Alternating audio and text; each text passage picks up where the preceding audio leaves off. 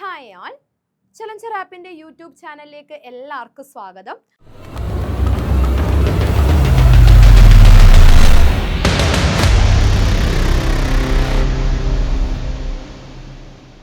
അപ്പോൾ ഇന്ന് ഞാൻ നിങ്ങളുടെ മുന്നിൽ വന്നേക്കുന്നത് നമ്മൾ ഏവരും കാത്തിരിക്കുന്ന നാളത്തെ എക്സാം ആണ് അല്ലേ, 28 ഫെബ്രുവരിയിലെ എക്സാം ആണ്. JC khadi board KS card assistant exam ആണ്. കോമൺ ആയിട്ടുള്ള ഒരു എക്സാം ആണ്, വൻ അവസരമാണ്. നമ്മൾ ലിസ്റ്റ് കയറുകയാണെങ്കിൽ നമുക്ക് 2 ലിസ്റ്റിലും നമ്മൾ ഉൾപ്പെടും അല്ലേ. അപ്പോൾ എല്ലാവരും ഭയങ്കര ടെൻഷനോടെ ഇരിക്കുകയായിരിക്കും അല്ലേ. ഇനി കുറച്ച് നിമിഷങ്ങളേ ഉള്ളൂ അല്ലേ, ഇരുട്ടി നേരം വെളുത്താൽ ഉടനെ എന്താണ് എക്സാം ആണ്. അപ്പോൾ ടെൻഷൻ എങ്ങനെ മാറ്റാം, how to attend exam, how to avoid negative mark എന്നുള്ള ടിപ്സുമായിട്ടാണ് ഞാൻ നിങ്ങളുടെ മുന്നിൽ വന്നേക്കുന്നത്. അതിന് മുന്നേ ആയിട്ട് എന്താടാ ചെയ്യേണ്ടത്, നമ്മുടെ ചാനൽ ഒന്ന് സബ്സ്ക്രൈബ് ചെയ്യുക. നോക്കിക്കേ, നിങ്ങൾ സബ്സ്ക്രൈബ് ചെയ്യാൻ വിട്ടുപോയിട്ടുണ്ടാവും, ഒന്ന് സബ്സ്ക്രൈബ് ചെയ്യുക. അപ്പോൾ നമുക്ക് നമ്മുടെ കണ്ടന്റിലോട്ട് പോവാം. അപ്പോൾ എന്താണ് guide to attending Kerala PSC exam for candidates family only with CSEB. അപ്പോൾ ഏറ്റവും വലിയ ഒരു ടെൻഷൻ എന്താന്ന് വെച്ചാൽ CSEB എക്സാമിന് പഠിക്കുന്ന ഉദ്യോഗാർത്ഥികൾക്ക് PSC എക്സാം എന്താണെന്ന് അറിയത്തില്ല, എങ്ങനെയാണ് അറ്റൻഡ് ചെയ്യേണ്ടതെന്ന് അറിയത്തില്ല. പിന്നെ ഒരു പേടിയാണ്. എന്താ നിങ്ങൾ കേട്ടിട്ടുണ്ടാവും, എന്താണ് ഒരു 3-4 വർഷമായിട്ട് PSC പഠിച്ചിട്ട് കിട്ടുന്നില്ല. അതുപോലെ തന്നെ ഒരു 3-4 വർഷം അല്ലെങ്കിൽ 1 വർഷമോ 2 വർഷമോ ഒക്കെ എന്താണ് PSC എക്സാം എഴുതിയാലേ നമ്മൾ റാങ്ക് ലിസ്റ്റ് കയറൂ. അപ്പോൾ PSC എക്സാം എഴുതി പരിചയമില്ലാത്ത നമ്മൾ ഇപ്പൊ ആദ്യമായിട്ടോ അല്ലെങ്കിൽ 3ാമത്തെ ടൈമോ എക്സാം എഴുതിയാൽ നമുക്കിത് കിട്ടുമോ എന്നുള്ളത്, അങ്ങനെയുള്ള യാതൊരുവിധ ടെൻഷനും വേണ്ട. എങ്ങനെയാണ് PSC എക്സാം അറ്റൻഡ് ചെയ്യേണ്ടതെന്നുള്ള കാര്യങ്ങൾ പറയാം. വീഡിയോ ഫുള്ള് കാണുക, ഇത് നിങ്ങൾക്ക് നാളത്തെ എക്സാമിന് വളരെ യൂസ്ഫുൾ ആയിരിക്കും. പ്രധാനപ്പെട്ട ഏറ്റവും വലിയ കാര്യം എന്ന് പറഞ്ഞാൽ CSEBക്ക് നമുക്ക് എന്തില്ലടാ, നെഗറ്റീവ് മാർക്ക് ഇല്ല. അപ്പോൾ PSCക്ക് എന്തുണ്ട്, നെഗറ്റീവ് മാർക്ക് ഉണ്ട്.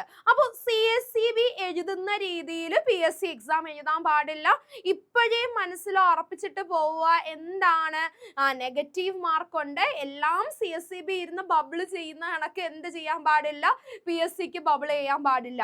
അപ്പോൾ എന്താണ് മിക്ക ഉദ്യോഗാർത്ഥികളും കഴിഞ്ഞ JC കേരള ബാങ്ക് എക്സാമിന് ചെയ്തു വെച്ച ഒരു കാര്യമാണ്, എന്താണ് ഫുൾ നെഗറ്റീവ് സ്കോർ ചെയ്ത് ലിസ്റ്റ് ചെയ്യുന്നു പോയി അല്ലേ. അപ്പോൾ നമ്മൾ എക്സാം എഴുതുന്ന സമയത്ത് എന്താണ്, നമുക്ക് അറിഞ്ഞുകൂടാത്ത കാര്യങ്ങൾ നമുക്ക് വിടണം അല്ലെ. നെഗറ്റീവ് സ്കോർ ചെയ്യാൻ പാടില്ല എന്നുള്ളത് അറിയാമെന്നുണ്ടെങ്കിൽ നമ്മൾ എന്താണ് ചുറ്റും ഒന്ന് നോക്കിയിട്ട് മറ്റുള്ളവർ ബബിൾ ചെയ്യുന്നു, എല്ലാവരും മാർക്ക് ചെയ്യുന്നു, എല്ലാവരും എന്നിൽ നിന്ന് എന്നെക്കാട്ടി കൂടുതൽ മാർക്ക് സ്കോർ ചെയ്യും, ഞാൻ ലിസ്റ്റിൽ നിന്ന് പുറത്താവും. അതുകൊണ്ട് എന്താണ്, എല്ലാം വിട്ടിട്ട് വന്നാൽ ശരിയാവത്തില്ല, ഇരുന്ന് മാർക്ക് ചെയ്യാം എന്ന് പറഞ്ഞാൽ ഇരുന്ന് അങ്ങ് തച്ചിന് മാർക്ക് ചെയ്യും. അപ്പൊ ആ ഒരു മെത്തേഡ് ഇവിടെ വേണ്ട. മറ്റുള്ളവർ എന്തോ ചെയ്യട്ടെ, ആരെയും നമ്മൾ ശ്രദ്ധിക്കേണ്ട, നമ്മൾ ഇത്രയും മാത്രം ഓർത്താൽ മതി. അറിയാവുന്ന കാര്യങ്ങൾ മാത്രം അറ്റൻഡ് ചെയ്യുക, അറിഞ്ഞൂടാത്തത് എന്ത് ചെയ്യുക, വിടുക എന്നുള്ളത്. വേറെ ഒന്നും കൊണ്ടല്ല. CSEBക്ക് നമ്മൾ ഫുള്ള് മാർക്ക് ചെയ്തിട്ടാണ് ഇറങ്ങിപ്പോകുന്നത്. അത് please don't repeat here. Okay, next avoid tension. ഇതാണ് ഏറ്റവും വലിയ പ്രശ്നം. ഇപ്പൊ എല്ലാവരും ടെൻഷൻ അടിച്ചിരിക്കുന്ന സമയമാണ്. കുറേ പേര് എന്ത് ചെയ്യുന്നുണ്ട്, ഇത്രയും നാള് പഠിച്ച ഫുള്ള് ബുക്സും PDF നോട്ട്സും എല്ലാം എടുത്തു വെച്ച് ഇതെല്ലാം പഠിച്ചിട്ടേ പോകത്തുള്ളൂ എന്നും പറഞ്ഞ് ടെൻഷൻ അടിക്കും. ഇനി തീർന്നില്ലെങ്കിൽ ഇതെല്ലാം പഠിക്കാൻ പറ്റുമോ നമുക്ക്? ഇല്ല. അപ്പോൾ നാളെ നമുക്ക് എക്സാം ആണ്. 10:30 നമ്മൾ എന്ത് ചെയ്യുന്നുണ്ട്, ഹാളിൽ കയറും. ഓക്കെ, അപ്പൊ നമ്മളെ മുന്നിൽ ഇനി കുറച്ച് സമയങ്ങളേ ഉള്ളൂ. അപ്പൊ നിങ്ങൾ ഇനി എന്താ ചെയ്യേണ്ടത്, ഇനിയുള്ള ഒരു നിമിഷങ്ങളിൽ നിങ്ങൾ എന്താ ചെയ്യേണ്ടതെന്ന് വെച്ചാൽ നിങ്ങൾ ജസ്റ്റ് എന്ത് ചെയ്യുക, നിങ്ങൾക്കറിയാം, നിങ്ങൾ പഠിക്കുന്ന ഉദ്യോഗാർത്ഥികൾക്കറിയാം ഏത് ഏരിയ ആണ് നിങ്ങൾ മറന്നു പോകുന്നത്. Date, important sections, important rules, അതുപോലെ ബാങ്കിങ് മേഖലയിൽ കുറച്ച് മെർജറിന്റെ കാര്യങ്ങൾ, ഏതൊക്കെ ബാങ്ക് ഏതുമായിട്ട് മെർജ് ചെയ്തു, അതുപോലെ ഇമ്പോർട്ടൻറ്റ് ഇയേഴ്സും അപ്ഡേറ്റ്, അങ്ങനെയുള്ള കുറച്ച് കാര്യങ്ങൾ എന്ത് ചെയ്യടാ നിങ്ങൾ നോക്കുക എന്നുള്ളതാണ്. ഓക്കെ, അതിനുശേഷം നിങ്ങൾ എന്താ ചെയ്യേണ്ടതെന്ന് വെച്ചാൽ ഒരു 7:30 എന്ത് ചെയ്യുക, എല്ലാ ബുക്കും അടച്ചു വെച്ചിട്ട് കഴിഞ്ഞ PSCക്ക് നടത്തി JCയുടെ ക്വസ്റ്റ്യൻ പേപ്പറും കേരള ബാങ്കിന്റെ ക്വസ്റ്റ്യൻ പേപ്പറും എടുക്കുക. ആദ്യം നിങ്ങൾ JCയുടെ ക്വസ്റ്റ്യൻ പേപ്പർ എക്സാം എഴുതി നടക്കുക, ടൈം സെറ്റ് ചെയ്തിരുന്ന് എഴുതുക എന്നുള്ളതാണ്. ഓക്കെ, രണ്ടാമത് നിങ്ങൾ ഒരു 1/2 മണിക്കൂർ റെസ്റ്റ് കൊടുത്തതിന് ശേഷം കേരള ബാങ്കിന്റെ ക്വസ്റ്റ്യൻ എടുക്കുക, അത് വർക്കൗട്ട് ചെയ്യുക, എക്സാം ചെയ്യുന്ന കണക്ക് തന്നെ ചെയ്യുക. ഓക്കെ, അതിനുശേഷം നിങ്ങൾക്ക് മനസ്സിലാവും നിങ്ങൾ എന്താണ് ആ ഒരു പാറ്റേൺ, ഏത് രീതിയിലായിരിക്കും ചോദിക്കുന്നത്, എന്താണ് നിങ്ങൾ ആ എക്സാം അറ്റൻഡ് ചെയ്ത സമയത്തുള്ള ടെൻഷൻസ്, എന്തുകൊണ്ടാണ് നിങ്ങളുടെ മാർക്ക് പോയത്, ഏത് ഏരിയ ആണ് നിങ്ങളെ വിട്ടുപോയത്, അതുപോലെ തന്നെ എങ്ങനെ നെഗറ്റീവ് അവോയ്ഡ് ചെയ്യാന്നുള്ളതും, അതുപോലെ ചില PSCയുടെ ക്വസ്റ്റ്യൻസിന്റെ ആൻസർ. ഇപ്പൊ JC-യുടെ ആയാലും കേരള ബാങ്കിന്റെ ആയാലും കട്ട്. ഇപ്പോൾ JC-യുടെ ആയാലും കേരള ബാങ്കിന്റെ ആയാലും ഫൈനൽ ആൻസർ കീയിൽ എന്താണ്, പൊട്ടത്തെറ്റാണ് ആൻസർ കീ വന്നിട്ടുള്ളത്, അത് റിവേഴ്സ് ആയിട്ട് വന്നിട്ടില്ല. അപ്പൊ നിങ്ങൾ PSC-കാരോട് മത്സരിക്കാനായിട്ട് നിൽക്കണ്ട. അവരെന്താണോ ആൻസർ കീ തന്നിട്ടുള്ളത്, പൊട്ടത്തെറ്റായാലും എന്ത് ചെയ്യുക, അതേ ആൻസർ തന്നെ പഠിച്ചിട്ട് ആ ക്വസ്റ്റ്യൻ റിപ്പീറ്റ് ആയിട്ട് വരികയാണെങ്കിൽ അത് തന്നെ കൊടുക്കുക. കൂടുതലും JC-ക്കാണ് അങ്ങനത്തെ എന്താണ് മിസ്റ്റേക്സ് വന്നിട്ടുള്ളത്. അപ്പൊ അത് തന്നെ എന്ത് ചെയ്യുക, ഇനിയും റിപ്പീറ്റ് ആയിട്ട് വരാൻ ചാൻസ് ഉണ്ട്, അത് തന്നെ ചെയ്യുക എന്നുള്ളതാണ്. ഓക്കെ, അതുപോലെ തന്നെ എല്ലാവരും എന്ത് ചെയ്യുക, നേരത്തെ കിടന്നുറങ്ങുക. ഇനി നേരം വെളുക്കും വരെ ഇതിരുന്ന് പഠിക്കാനായിട്ട് നോക്കണ്ട, ബ്രെയിൻ വർക്ക് ചെയ്യത്തില്ല. ടെൻഷനും കാര്യങ്ങളൊക്കെ അവോയ്ഡ് ചെയ്ത് റിലാക്സ് ആയിട്ടിരിക്കുക. ഓക്കെ, അപ്പൊ എന്താണ്, ടെൻഷൻ അവോയ്ഡ് ചെയ്ത് കൂൾ ആയിട്ടിരിക്കുക. നിങ്ങൾക്കുള്ളതാണ് നാളത്തെ exam. How to start the exam, എങ്ങനെ എക്സാം സ്റ്റാർട്ട് ചെയ്യണം? ആദ്യം നിങ്ങൾ മനസ്സിലാക്കേണ്ടത് കൃത്യനിഷ്ഠ. 10:30-ക്കാണ് അല്ലേ നമ്മൾ അവിടെ എത്തേണ്ടത്. ഓക്കെ, 10:30-ക്ക് നമ്മൾ ഹോളിൽ കയറാൻ. 10:30 to 12:20. ആദ്യത്തെ ഒരു 20 മിനിറ്റ്സ് എന്ന് പറയുന്നത് വെരിഫിക്കേഷൻ ആണ്, ID വെരിഫിക്കേഷൻ ആണ്. 1.5 മണിക്കൂർ നിങ്ങൾക്ക് എക്സാം ടൈം ആണ്. അപ്പോൾ എക്സാം ടൈം മനസ്സിലാക്കാതെ പോവരുത്. 1 hour and 30 minutes ആണ് നിങ്ങൾക്കുള്ള എക്സാം ടൈം.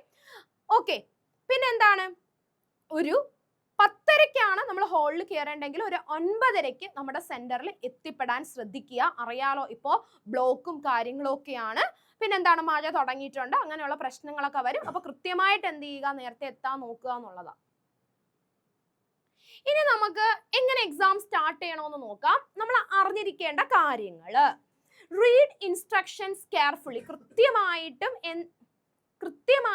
എന്ത് ചെയ്യുക, നമുക്ക് ക്വസ്റ്റ്യൻ പേപ്പർ കിട്ടുമ്പോൾ നമ്മൾ എന്താ ചെയ്യേണ്ടത്?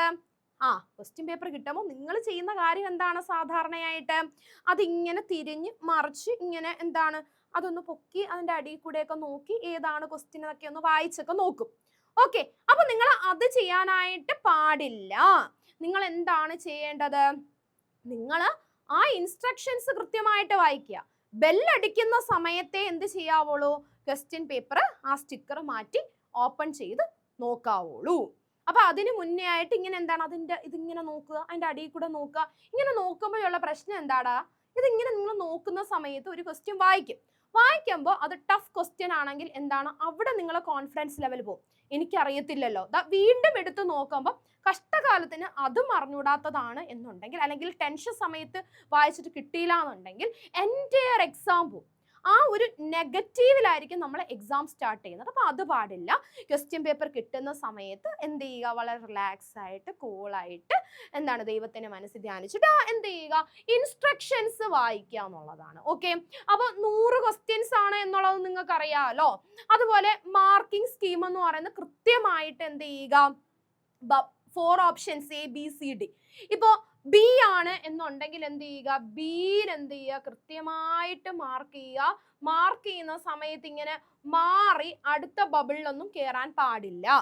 അതുപോലെ തന്നെ എന്താണ്, 4 ഓപ്ഷൻസ് ഉണ്ട്.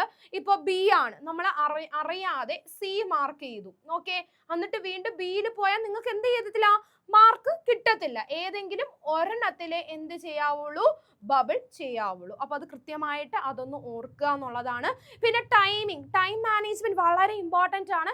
നിങ്ങൾക്കറിയാലോ, കഴിഞ്ഞ പ്രാവശ്യം നടത്തിയ കേരള ബാങ്ക് എക്സാമിന്റെ ക്വസ്റ്റ്യൻസ് ഒരു പേജിലാണടാ ഒരു ക്വസ്റ്റ്യൻസ്. അപ്പോൾ എന്താണ്, മിക്ക ഉദ്യോഗാർത്ഥികളും ആ റാങ്ക് ലിസ്റ്റിൽ ഇല്ലാത്തത് അവർക്ക് കഴിവില്ലാഞ്ഞിട്ടോ അവർ പഠിക്കാഞ്ഞിട്ടൊന്നും അല്ല, ടൈം മാനേജ്മെന്റ് ചെയ്യാൻ പറ്റാഞ്ഞിട്ടാണ്. ഓക്കെ, അപ്പോൾ എന്താണ് ചെയ്യേണ്ടത്, ടൈം മാനേജ് ചെയ്യേണ്ട ബെസ്റ്റ് മെത്തേഡാണ് ഞാൻ നേരത്തെ പറഞ്ഞ കണക്ക് ഇന്ന് രാത്രി എന്ത് ചെയ്യുക, JC-യുടെയും KB-യുടെ എക്സാം എന്ത് ചെയ്യുക, അറ്റൻഡ് ചെയ്ത് നോക്കുക. അപ്പോൾ നിങ്ങൾക്ക് മനസ്സിലാവും എങ്ങനെ ടൈം മാനേജ് ചെയ്യണമെന്ന്. ആ ഒരു എഫക്റ്റ് നാളത്തെ എക്സാമിന് നിങ്ങൾക്ക് കിട്ടുകയും ചെയ്യും. Don't scan the entire paper. നമ്മൾ അക്കാഡമിക് ലെവലിൽ എന്താണ്, നമുക്ക് എക്സാം എഴുതുമ്പോൾ 15 മിനിറ്റ് നമുക്ക് എന്താ കൂൾ ടൈമാണ്, നമ്മൾ ഫുള്ളിരുന്ന് വായിച്ചു നോക്കും. ആ മെത്തേഡ് ഇവിടെ പാടില്ല. ക്വസ്റ്റ്യൻ പേപ്പർ കിട്ടുമ്പോൾ ഫുള്ള് ക്വസ്റ്റ്യൻ ഇരുന്ന് വായിക്കാനായിട്ട് നിൽക്കരുത്. ഒന്ന് ടൈം പോകും, നിങ്ങളുടെ കോൺഫിഡൻസ് ലെവൽ പോകും. അപ്പൊ നിങ്ങൾ എന്ത് ചെയ്യുക, ക്വസ്റ്റ്യൻ ഓപ്പൺ ചെയ്തിട്ട് ആദ്യത്തെ ക്വസ്റ്റ്യൻ വായിക്കുക, നോക്കുക, രണ്ടാമത്തെ ക്വസ്റ്റ്യൻ വായിക്കുക, നോക്കുക, അങ്ങനെ വേണം ചെയ്യാനായിട്ട്. ഓക്കെ, അപ്പൊ എൻ്റയർ പേപ്പർ എന്ത് ചെയ്യാൻ പാടില്ല, സ്കാൻ ചെയ്യാനായിട്ട് പാടില്ല. ഇനി സ്റ്റെപ്പ് ബൈ സ്റ്റെപ്പ് നമുക്ക് നോക്കാം. അറ്റംപ്റ്റ് ഈസി ക്വസ്റ്റ്യൻസ് ഫസ്റ്റ് എന്ന് വെച്ചാൽ ഇതല്ല 100 ക്വസ്റ്റ്യന് മൊത്തം സ്കാൻ ചെയ്തിട്ട് എളുപ്പമുള്ളത് അറ്റൻഡ് ചെയ്യാമെന്നല്ല ഇവിടെ ഉദ്ദേശിക്കുന്നത്. നമ്മൾ ആദ്യത്തെ ക്വസ്റ്റ്യൻ വായിച്ചു, നമുക്കറിയാം, മാർക്ക് ചെയ്തു, രണ്ടാമത്തെ വായിച്ചു, മൂന്നാമത്തെ വായിച്ചു, നാലാമത്തെ വായിച്ചു, ഓക്കെയാണ്, മാർക്ക് ചെയ്തു, അഞ്ചാമത്തെ എത്തിയപ്പോൾ നമുക്കറിയത്തില്ല. അപ്പോൾ അവിടെ ഇരുന്ന് ടെൻഷൻ അടിച്ച് അതിനെ ഇരുന്ന് ആലോചിച്ച് സമയം കളയണ്ട, ഉടനെ അത് വിട്ടിട്ട് സ്കിപ്പ് ചെയ്തിട്ട് എന്ത് ചെയ്യുക, അടുത്തത് പോവുക. അപ്പോൾ സ്കിപ്പ് ചെയ്ത ക്വസ്റ്റ്യൻ നമ്മൾ എന്ത് ചെയ്യുക, പെൻസിൽ വെച്ചിട്ട് ജസ്റ്റ്, അപ്പോൾ നമുക്ക് എന്താണ് ID കാർഡും എന്താണ് പേന പെൻസിൽ, ഇത് മാത്രമാണ് നമുക്ക് അലൗഡ് ആയിട്ടുള്ളത്. പെൻസിൽ കൈ വെക്കാം. ക്ലാസ് നിൽക്കുന്ന ഇൻവിജിലേറ്റർ കാണാതെ തന്നെ എന്ത് ചെയ്യുക, അവർ കണ്ടാൽ ചില ടീച്ചേഴ്സ് സമ്മതിക്കത്തില്ല മാർക്ക് ചെയ്യാനായിട്ട്. നമുക്ക് കാണാൻ പറ്റത്തക്ക രീതിയിൽ ചെറുതായിട്ടൊന്ന് ക്വസ്റ്റ്യൻ 5 നമ്മൾ അറ്റൻഡ് ചെയ്യാതെ, ഇപ്പോൾ ഉദാഹരണത്തിൽ പറഞ്ഞത്, ചെറിയൊരു മാർക്ക് കൊടുക്കുക. ഓക്കെ, അപ്പം നമ്മൾ അറ്റൻഡ് ചെയ്യാത്തത് ഇങ്ങനെ പെൻസിൽ വെച്ച് മാർക്ക് ചെയ്ത് പോവുക എന്നുള്ളതാണ്. Okay, time management. പിന്നെന്താണ്, use elimination method, cross out wrong options for tricky MCQs. ഇത് PSC നമുക്കിട്ട് തരുന്ന ഒരു പണിയാണടാ. അതായത് എന്താണെന്നറിയാവോ, തെറ്റായിട്ടുള്ള ക്വസ്റ്റ്യൻസ് തരും, അല്ലെങ്കിൽ ക്വസ്റ്റ്യൻ കറക്റ്റ് ആയിരിക്കും, മാച്ച് ദ ഫോളോയിങ്ങിൽ എന്താണ് തെറ്റായിരിക്കും, നമുക്ക് കറക്റ്റ് മാച്ച് ചെയ്യാനായിട്ട് പറ്റത്തില്ല എന്നുള്ളത്. അത് മാത്രമല്ല, എന്താണ്, നമ്മൾ ഇതുവരെയ്ക്ക് കണ്ടിട്ടില്ലാത്ത പാറ്റേൺ തരും. അപ്പോൾ കേരള ബാങ്ക് എക്സാമിന് അങ്ങനെ അല്ലായിരുന്നോ, ഒരു മാച്ച് ദ ഫോളോയിങ് ക്വസ്റ്റ്യൻ ഉണ്ടായിരുന്നു അല്ലേ, അതെന്താണ്, ആദ്യത്തത് നോക്കിയപ്പോൾ ഒരെണ്ണം മാച്ചായി, ബാക്കിയുള്ളതൊന്നും എന്താണ് മാച്ച് ആയില്ല. അപ്പോൾ ഈ ഉദ്യോഗാർത്ഥികൾ എന്ത് ചെയ്തു, ഇത് ഞാൻ പഠിച്ചതാണ്, ഇത് എനിക്ക് അറിയാവുന്നതാണ് ഓഡിറ്റ് ഫീയുടെ കാര്യം എന്ന് പറഞ്ഞ് അതിന് വേണ്ടിയിട്ട് സമയം ഒരുപാട് കളഞ്ഞ ഉദ്യോഗാർത്ഥികളൊന്നും ലിസ്റ്റിലില്ല. കാര്യം എന്താണ്, ക്വസ്റ്റ്യൻ തന്നെ ഭയങ്കര ടഫും കുറച്ച് എന്താണ് ലോങ് ക്വസ്റ്റ്യൻ ആയിരുന്നു, അത് വായിച്ചെടുത്ത് ചെയ്യാൻ കുറച്ച് സമയം എടുക്കും. അപ്പോൾ ബാക്കിയുള്ള ക്വസ്റ്റ്യൻ അറ്റൻഡ് ചെയ്യേണ്ട സമയത്ത് ഇതിൻ്റെ പുറകെ പോയി ലിസ്റ്റ് ഔട്ടായി. അപ്പോൾ അത് പാടില്ല. എന്ത് ചെയ്യുക, നമ്മൾ അപ്പോൾ കിട്ടിയില്ലെങ്കിൽ അത് അപ്പോഴും അവിടെ കളയുക എന്നുള്ളതാണ്. വേറൊരു പാറ്റേൺ ഉണ്ടായിരുന്നു, ഫെഡറൽ സൊസൈറ്റിനെ പറ്റിയിട്ടൊരു ക്വസ്റ്റ്യൻ ഉണ്ടായിരുന്നു, ഒരു പേജ് ഫുള്ള് 3 കോളം ഉണ്ട്, അത് മാച്ച് ചെയ്യാനായിട്ട്. അപ്പോൾ നമുക്കറിയത്തില്ല, അത് എന്ത് ചെയ്തു, അതിനു വേണ്ടി സമയം ഗെയിം കണക്കാ ചില ഉദ്യോഗാർത്ഥികൾ കാണുന്നേ, ഇത് ഞാൻ കണ്ടുപിടിച്ചിട്ടേ പോവുള്ളൂ എന്ന് പറഞ്ഞ് സമയം ചുമ്മാ വേസ്റ്റ് ആവാനാണ് അതവിടെ റിജക്ട് ചെയ്ത് ആ ക്വസ്റ്റ്യൻ സ്കിപ്പ് ചെയ്ത് അടുത്തതിലോട്ട് പോവുക. ഇങ്ങനെ നമുക്ക് എന്ത് ചെയ്യാനായിട്ട് പറ്റും, ടൈം മാനേജ്മെന്റ് ചെയ്യാൻ പറ്റും. കൃത്യമായിട്ട് ആലോചിക്കുക. PSC എന്താ, ബുദ്ധിയുള്ളവരും അറിവുള്ളവരും നല്ല രീതിയിൽ കോൺസെൻട്രേറ്റ് ചെയ്ത് എക്സാം അറ്റൻഡ് ചെയ്യുന്നവർക്കാണ് ജോലി. അപ്പോൾ എന്താണ്, അവർ പൊട്ടത്തെറ്റ് ഓപ്ഷൻസ് ക്വസ്റ്റ്യൻസ് തരും, നമുക്ക് അറിഞ്ഞൂടാത്ത പാറ്റേൺ 1 or 2 തരും, അതിന് ടൈം ഇൻവെസ്റ്റ് ചെയ്യാൻ പാടില്ല. ഡ്യൂറിങ് ദ എക്സാം ഇത് എപ്പോഴും മനസ്സിലാക്കേണ്ട കാര്യമാണ്. Stay calm and focused. നമ്മൾ വളരെ കോൺസെൻട്രേഷനിലൂടെ ഫോക്കസ് ചെയ്ത് കൂളായിട്ട് നമ്മൾ എന്ത് ചെയ്യണം, എക്സാം അറ്റൻഡ് ചെയ്യാനായിട്ട് നോക്കണം. ഓക്കെ, മിക്ക ഉദ്യോഗാർത്ഥികൾക്കും എന്താണ്, പേടിയാണ്, ടെൻഷനാണ്, എനിക്കിത് കിട്ടിയേ പറ്റൂ, ഇനി കിട്ടാതെ പോവോ, ഇതില്ലെങ്കിൽ ഞാൻ എന്ത് ചെയ്യും എന്ന് പറഞ്ഞ് ഹോളിൽ അനാവശ്യമായിട്ടുള്ള ടെൻഷനാണ്. അതുപോലെ തന്നെ എന്താണ്, വിറയിൽ മാർക്ക് ചെയ്യാൻ പറ്റുന്നില്ല. അപ്പോൾ നിങ്ങൾ മനസ്സിലാക്കേണ്ട കാര്യം, എൻ്റെ ഒരു അധ്യാപകൻ എനിക്ക് തന്നതാണ്, എനിക്ക് ഇച്ചിരി എക്സാം എന്താണ്, ഈ നല്ലതോണം പഠിക്കുന്ന ഉദ്യോഗാർത്ഥികൾക്കാണ് എപ്പോഴും ടെൻഷൻ. പഠിക്കാതെ പോയി എക്സാം എഴുതുന്ന ആൾക്കാർ കൂളായിട്ടാണ് പോകുന്നത്. പഠിക്കുന്നവർക്കാണ് ടെൻഷൻ, എനിക്കിത് കിട്ടുമോ, ഞാൻ അത് പഠിച്ചു ഇത് പഠിച്ചത് ഓർമ്മയുണ്ടോ എന്നൊക്കെ ഉള്ളത്. അപ്പോൾ എന്താണ്, ഞാൻ എക്സാം എഴുതാൻ പോകുമ്പോൾ എനിക്ക് കുറച്ച് ടെൻഷനും കാര്യങ്ങളുള്ള ആളാണ്. അപ്പോൾ എൻ്റെ അധ്യാപകൻ എനിക്ക് പറഞ്ഞു തന്ന ഒരു ഐഡിയ എന്താണ്, നിങ്ങളൊരു ചോക്ലേറ്റ് കയ്യിൽ വെക്കുക, 2-3 ചോക്ലേറ്റ് വെക്കുക, എക്സാം ഹോളിൽ കയറുന്നതിന് മുമ്പ് വായിലിട്ട് അലിപ്പിക്കുക. അപ്പോൾ നമ്മൾ എന്ത് ചെയ്യുക, ശ്രദ്ധ നമ്മളുടെ വായില ആ ചോക്ലേറ്റിലോട്ട് പോകും. അപ്പോൾ ടെൻഷൻ ഒന്ന് മാറിക്കിട്ടും. ഓക്കെ, അതുപോലെ തന്നെ മറ്റുള്ളവർ എന്ത് ചെയ്യുന്നു അതൊന്നും നമ്മൾ നോക്കേണ്ട കാര്യമില്ല. നമ്മൾ ഫുൾ നമ്മളിൽ തന്നെ കോൺസെൻട്രേറ്റ് ചെയ്യണം, എക്സാമിൽ കോൺസെൻട്രേറ്റ് ചെയ്യണം. അതുപോലെ തന്നെ എന്താണ്, don't panic at difficult question. എല്ലാവരും പറയുന്ന ഡിഫിക്കൾട്ട് ക്വസ്റ്റ്യനിൽ പാനിക് ആവാൻ പാടില്ലെന്ന്. പക്ഷെ ഞാൻ പറയുന്ന ഒരു കാര്യം, ബുദ്ധിയുള്ള ഉദ്യോഗാർത്ഥികൾ മെജോറിറ്റി എന്താ ചെയ്യുന്നത്, ഡിഫിക്കൾട്ടാണ് എക്സാം, ഡിഫിക്കൾട്ട് ക്വസ്റ്റ്യൻ ആണെങ്കിൽ അത് 2-3 പ്രാവശ്യം നല്ലതോണം വായിച്ചിട്ടേ അറ്റൻഡ് ചെയ്യത്തുള്ളൂ. എക്സാം ഈസിയാണ്, എല്ലാം ഈസി ക്വസ്റ്റ്യൻ ആണെങ്കിൽ നിസ്സാരമായിട്ട് എനിക്കിതെല്ലാം അറിയാമെന്ന് പറഞ്ഞ് ഇങ്ങനെ അറ്റൻഡ് ചെയ്ത് പോയി തെറ്റും. അപ്പോൾ എന്താ, ഒന്നാമത്തെ കാര്യം, എക്സാം ഈസി ആയാലും ടഫ് ആയാലും നല്ലതോളം വായിച്ച് മനസ്സിലാക്കി നമുക്കിത് നേടിയെടുക്കാനുള്ളത് എന്ന് പറഞ്ഞ് തന്നെ എക്സാം അറ്റൻഡ് ചെയ്യാൻ നോക്കുക. ഡിഫിക്കൽട്ട് ക്വസ്റ്റ്യൻ കാണുകയാണെന്നുണ്ടെങ്കിൽ എന്ത് ചെയ്യുക, നിങ്ങളത് സ്കിപ്പ് ചെയ്യുക, അടുത്ത ക്വസ്റ്റ്യനിലോട്ട് പോവുക. എല്ലാം എഴുതി തീർന്നിട്ട് ബാക്ക് ക്വസ്റ്റ്യൻ പേപ്പർ നോക്കുക. അപ്പൊ നമുക്ക് മനസ്സിലാവും, നമ്മൾ പെൻസിൽ വെച്ച് മാർക്ക് ചെയ്തിട്ടുണ്ടല്ലോ ഏതാണ് അറ്റൻഡ് ചെയ്യാത്തതെന്നുള്ളത്. അപ്പൊ അതെന്ത് ചെയ്യുക, നമ്മൾ അവസാനത്തെ നിമിഷം ഒരു പ്രാവശ്യം വായിക്കുന്നു, 2 പ്രാവശ്യം വായിക്കുന്നു, 3-ാമത്തെ പ്രാവശ്യം ആകുമ്പോൾ നമുക്കത് കിട്ടുമോടാ. നമ്മൾ പഠിച്ച ഉദ്യോഗാർത്ഥിയാണെങ്കിൽ നമുക്ക് കിട്ടും. ഇനി എല്ലാം കിട്ടണമെന്നില്ല, ചിലത് എന്താണ് നമുക്ക് കിട്ടത്തില്ല. നമ്മൾ 2-3 പ്രാവശ്യം വായിച്ചിട്ട് നമുക്കത് ഒരു വിധത്തിൽ അറിയത്തില്ല എന്നുണ്ടെങ്കിൽ മാർക്ക് ചെയ്യരുത്, അത് അവിടെ സ്കിപ്പ് ചെയ്യുക. ഓക്കെ, അപ്പോൾ ചില ക്വസ്റ്റ്യൻസ് നമുക്കറിയാം, എന്നാൽ അറിഞ്ഞുകൂടാ, കൺഫ്യൂഷൻ ആണ് ഓപ്ഷൻസ് ഏത് സെലക്ട് ചെയ്യണമെന്ന്. അങ്ങനെയുള്ളത് അവസാനത്തെ നിമിഷം നമ്മൾ വായിച്ചു നോക്കി ചെയ്യുമ്പോൾ നമുക്കത് കിട്ടിയിരിക്കും. Review answers if time permits. അപ്പോൾ നമ്മൾ എന്ത് ചെയ്തു, അപ്പോൾ നമ്മൾ 100 ക്വസ്റ്റ്യനും ലാസ്റ്റ് അറ്റൻഡ് ചെയ്തതിനു ശേഷം വീണ്ടും ഒന്നേന്ന് റിവൈസ് ചെയ്ത് പോയപ്പോൾ വിട്ടതെല്ലാം നമുക്കറിയാവുന്ന നമ്മൾ ചെയ്തു, അറിഞ്ഞൂടാത്ത നമ്മൾ റിജക്ട് ചെയ്തു അല്ലേ.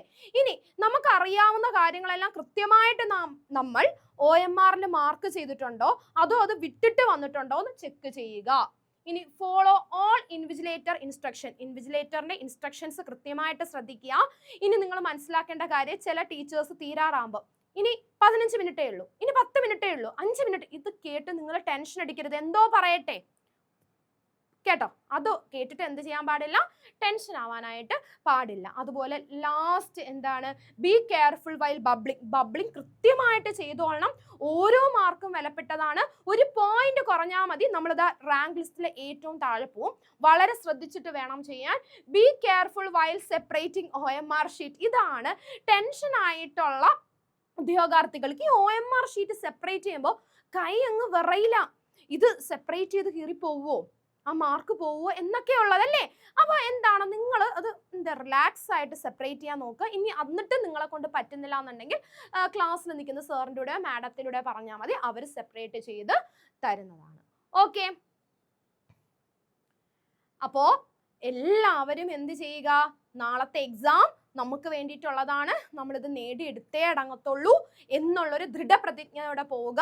എക്സാം ഹാളിൽ കയറുമ്പോൾ എന്താണ്, എന്താണ് ഞാൻ പഠിച്ചു, എനിക്ക് അറിയാവുന്ന ഞാൻ ചെയ്യും, വരും. ഓക്കെ, ഇനി രണ്ടാമത്തെ ഒരു കാര്യം കൂടി പറഞ്ഞ് ഞാനൊന്ന് അവസാനിപ്പിച്ചോട്ടെ. അതായത് എക്സാം കഴിയുമ്പോൾ ചില ഇൻസ്റ്റിറ്റ്യൂഷൻസ് ഫീഡ്ബാക്ക് കളക്ട് ചെയ്യാൻ പോകുന്നുണ്ട്. അവർ ചോദിക്കുന്നതാ, എത്ര ക്വസ്റ്റ്യൻസ് അറ്റൻഡ് ചെയ്യാൻ പ്ലാൻ ഉണ്ടായിരുന്നു, എത്ര എണ്ണം അറ്റൻഡ് ചെയ്തു. അപ്പോൾ ഉദ്യോഗാർത്ഥികൾ പറയുന്നതാ, ഞാൻ കറക്റ്റ് ഇത്ര എണ്ണം അറ്റൻഡ് ചെയ്തു. എനിക്കറിയത്തില്ല, അവർ എക്സാം ഹാളിൽ ഇരുന്ന് കൗണ്ട് ചെയ്തു, ഇത്ര എണ്ണം അറ്റൻഡ് ചെയ്തു, ഇത്ര എണ്ണം വിട്ടു എന്നുള്ളത്. അപ്പോൾ മുൻകൂട്ടി പ്ലാൻ ചെയ്ത് പോവരുത്, ഞാൻ ഇത്രേ അറ്റൻഡ് ചെയ്യൂ, ഇത്ര അറ്റൻഡ് ചെയ്തിരിക്കും. അതെങ്ങനെ മുൻകൂട്ടി പ്ലാൻ ചെയ്ത് പോകാൻ പറ്റും? നമുക്ക് നേരത്തെ ക്വസ്റ്റ്യൻ പേപ്പർ കിട്ടിയോ, നമുക്കറിയാവോ എങ്ങനെയാണ്? നമ്മൾ അവിടെ ചെന്ന് ആ ക്വസ്റ്റ്യൻസ് കണ്ട് അറ്റൻഡ് ചെയ്യുമ്പോഴേ നമുക്ക് അറിയാൻ പറ്റത്തുള്ളൂ. അപ്പോൾ അറിഞ്ഞൂടാത്ത കാര്യങ്ങൾ നമ്മൾ അറ്റൻഡ് ചെയ്യുന്നില്ല, ഒട്ടും അറിഞ്ഞൂടാത്ത അറ്റൻഡ് ചെയ്യുന്നില്ല, അറിയാവുന്ന കാര്യങ്ങൾ അറ്റൻഡ് ചെയ്ത് പോവുക.